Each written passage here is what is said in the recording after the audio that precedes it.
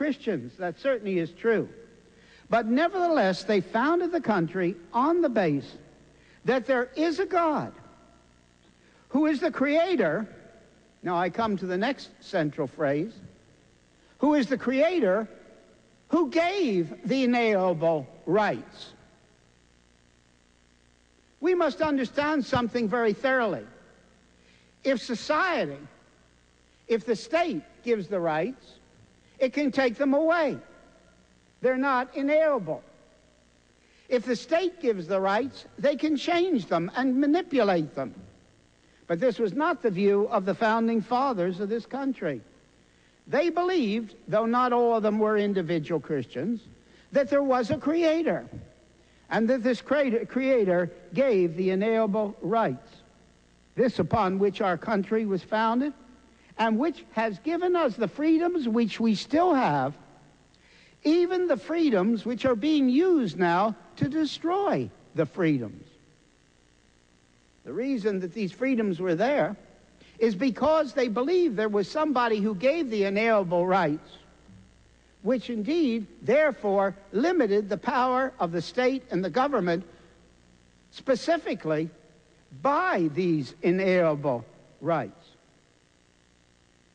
But if we have the view that the final reality is material or energy, which has existed forever in some form, we must understand this view never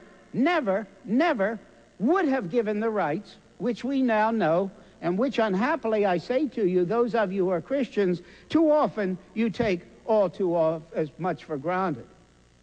You forget that the freedoms we have had in Northern Europe after the Reformation, in the United States is an extension of that, as would be Australia or Canada or New Zealand and so on. You forget that the freedoms which we have are absolutely unique in the world. Occasionally, some of you have gone to university, have been taught that these freedoms are rooted in the Greek city-states. That is not true.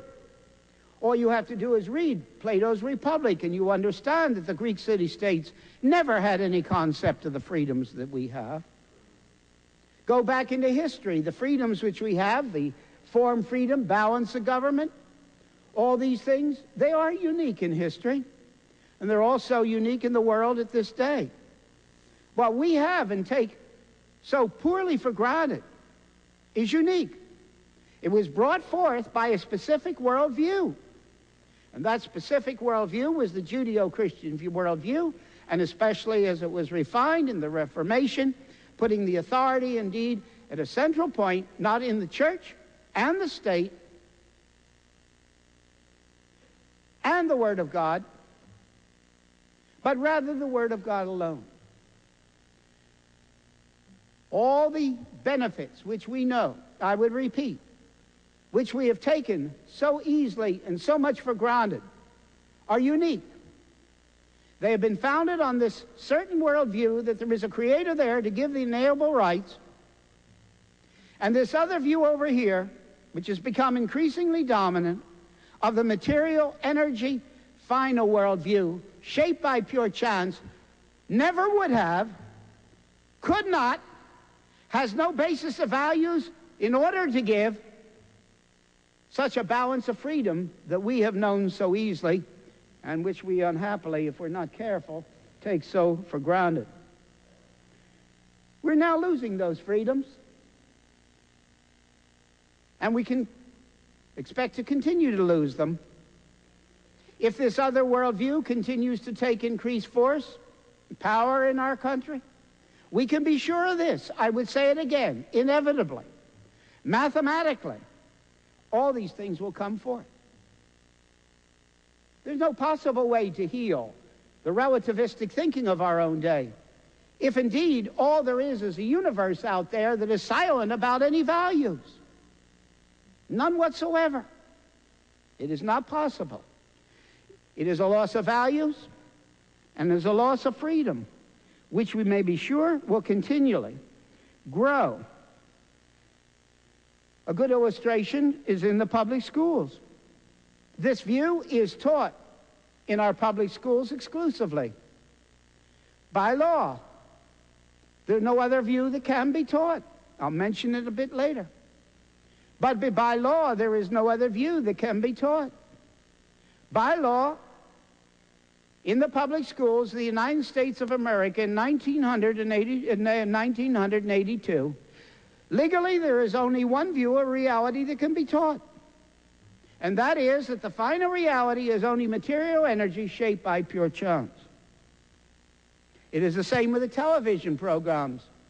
Public television gives us many things that many of us like culturally, but is also completely committed to a propaganda position that the last reality is only material or energy shaped by pure chance. Clark's Civilization, Bronowski, The Ascent of Man, Carl Sagan, Cosmos. They all say it. The new one that's on says it with great dogmatism. There is only one final view of reality that's possible, and that is that final reality is material or energy shaped by pure chance. It's about us on every side, and especially the government, and especially the courts, have become the vehicle to force this anti-God view on the total population. It's exactly where we are. The abortion ruling is a very clear one.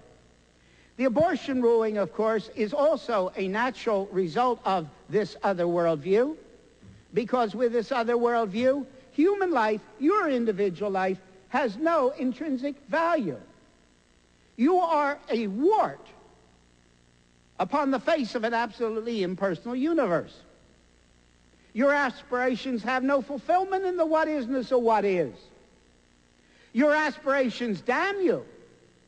And many of the young people who come to us understand this very well, because their aspirations of humanness have no fulfillment if indeed the final reality is only material or energy shaped by pure chance. The universe cannot fulfill anything that you say when you say it is beautiful. I love. It is right. It is wrong. These words are meaningless words against the backdrop of this other worldview. So what we find is the abortion case should not have been a surprise, because it boiled up out of, quite naturally, I would use the word again, mathematically, this other worldview. In this case, human life has no distinct value whatsoever, and we find this the Supreme Court in one ruling overthrew the abortion laws of all 50 states. And they made this form of killing human life, because that's what it is. The law declared that this form of killing human life was to be accepted. And for many people, because they had no set ethic, when the Supreme Court said that it was legal, for many people in the intervening years it has become ethical.